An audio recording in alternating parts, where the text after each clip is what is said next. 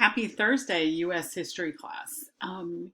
We are going to pick up today where we left off yesterday, which we were talking about the anti-communist movement across America after World War II in the post-war era.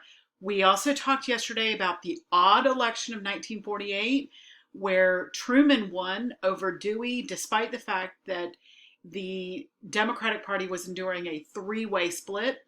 Really, really odd that they still managed to pull out a victory in that, but just kind of weird. It doesn't usually happen. Usually when a party divides, the election goes to the other party, which is something to watch in the upcoming election. Not sure really what's going to happen with it with all that's going on today, but it'll be interesting. It will be one for the history books, as they all are. And we will watch it together, front row, hopefully next year, as we tackle U.S. government in the fall with a presidential election. That should be fun.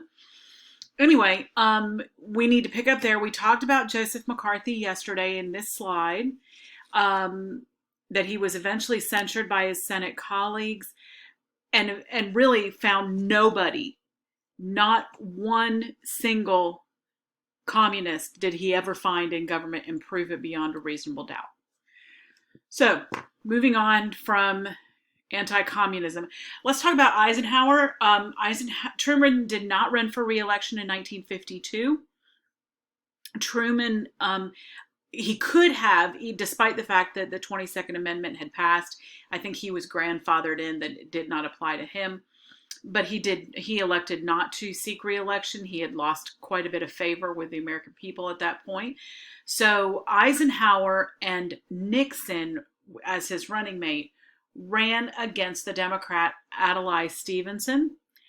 Eisenhower won comfortably. It was an easy victory for him.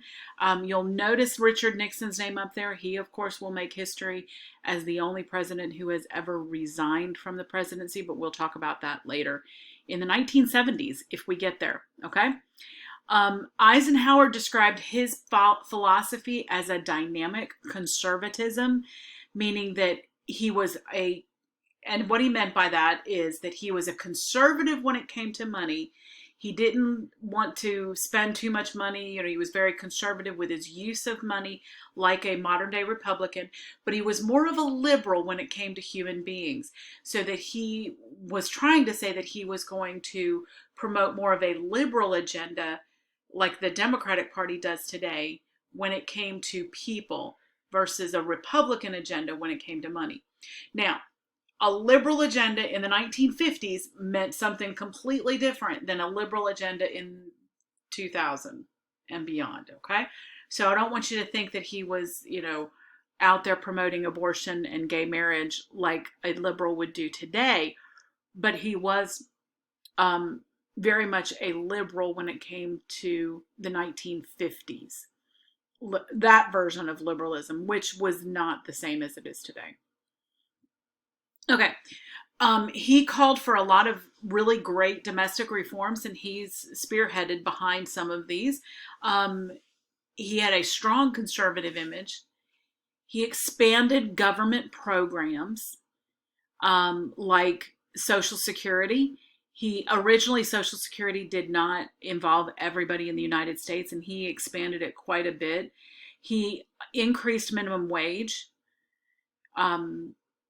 He expanded government programs. He created the Health, Education, and Welfare Department of the Cabinet, which will eventually become the Department of Health and Human Services, and then the education part will separate from it into two separate cabinet positions.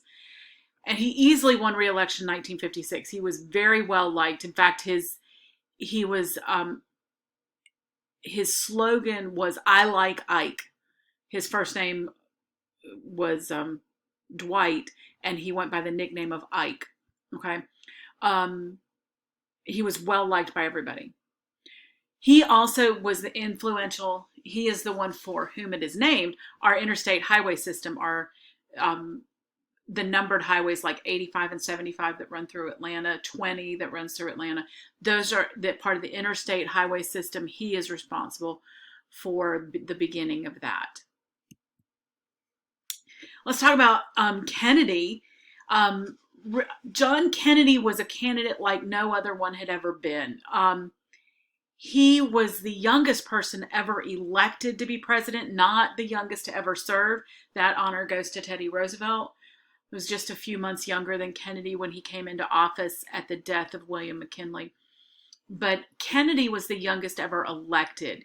He was very young. He had a pretty wife. He had toddlers that all moved into the White House, and America was in awe of him and his handsomeness. He was a good president. My parents were actually in high school when he was elected. So it's really interesting to hear them talk about Kennedy.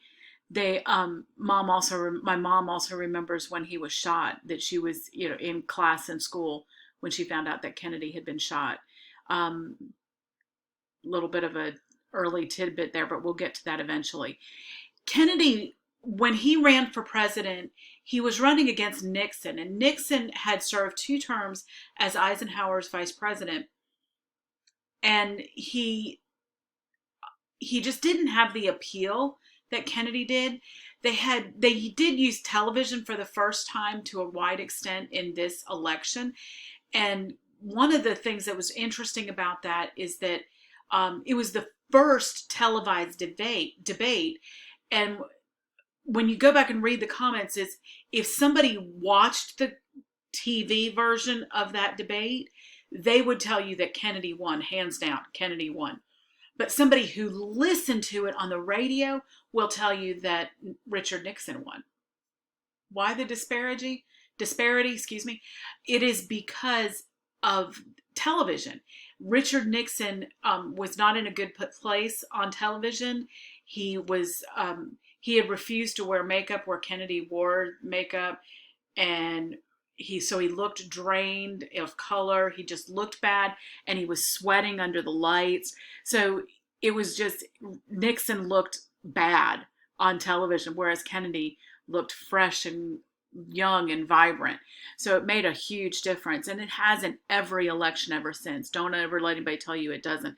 If we got rid of television, our whole political way of electing people would have to change. He also was the first Catholic ever elected to be president. Okay, so here's the map of how they were chosen. But notice how the map is pretty evenly divided. This was a close race. Look at these electoral counts. 303 for John F. Kennedy, 219 for Nixon, but the popular vote is within 100,000. It was a very, very close race. Kennedy is famous for this quote that he gave as part of his inaugural address. And so, my fellow Americans, ask not what your country can do for you. Ask what you can do for your country. He is famous for several domestic reforms, including the Peace Corps. He is the founder of the Peace Corps. He also founded an organization called the Alliance for Progress. It did not survive the 60s. It aimed at increasing the income of Latin Americans, decreasing illiteracy, establishing democratic governments, and avoiding extremes of inflation and deflation in Latin American countries. It was trying to bring them up to a first world standard, and the program flopped. It failed to achieve most of its goals. He did show a sharp increase in government spending, which is typical of a Democratic president. He was a Democratic president, although if he were still living today, he would probably be a Republican. Just throwing that out there because he was a very conservative Democrat. He is also responsible for beginning the space program, NASA. And one of the reasons I say that he would be a Republican today is this. He proposed significant tax cuts, trying to cut back on government spending. And for that, he was criticized by a great many liberals within his own party. Okay, that finishes up that section, and we only have one section to go. Life in post-war America. I'm not sure that I will finish this today. I might have to do a little bit tomorrow. Remember, we are having a Zoom class meeting tomorrow where we'll go over what's coming up on our test early next week. Okay. Post-war America was a more affluent society than we had ever had before. Unprecedented economic prosperity. Just Americans were spending money. They had been freed from the war and the restrictions that have been posted on us, have been put on them then. So we had little competition in the world as an industrial supplier because all of Europe had been destroyed by the war. So if other people around the world wanted to buy ammunition, they had to come to the United States to get it. So many consumers went on a crazy spending spree to gain possessions after the war. Things like appliances were just coming out, refrigerators, ovens, all kinds of things that were new and improved in the post-war America. It became a consumer culture and a culture of planned obsolescence. I don't know if you guys understand what that word means, so I'm going to stop and go over it a little bit, even though it's going to cost me time. Planned obsolescence is that idea that the blender you use doesn't last forever. It's planned to last a certain amount of time so that at the end of that, whatever, 1 year, 2 years, you're going to buy a new one and you're going to spend even more money on the next one. Okay, that's planned obsolescence. Things no longer are planned to last a lifetime. And we definitely see this in our culture today that, nobody keeps a car until it has 200 or 300,000 miles on it. I do.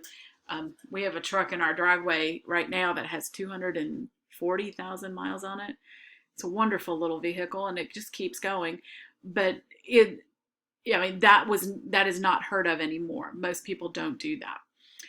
Credit cards also came into vogue in this era. Started with the Diners Club, which was only for dining, and it had to be paid off every month. There were different restrictions on it at first, and over time it has become more of the credit card culture that we are now aware of. And of course, pop culture came to be during this time. Of course, this is also the era of the baby boom. My parents were born in post-war America, and most of your grandparents were probably as well.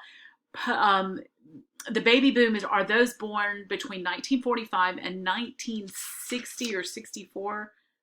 1960, I think, is when your book cuts it off. This is a massive rise in birth rate, like 30% rise in birth rate.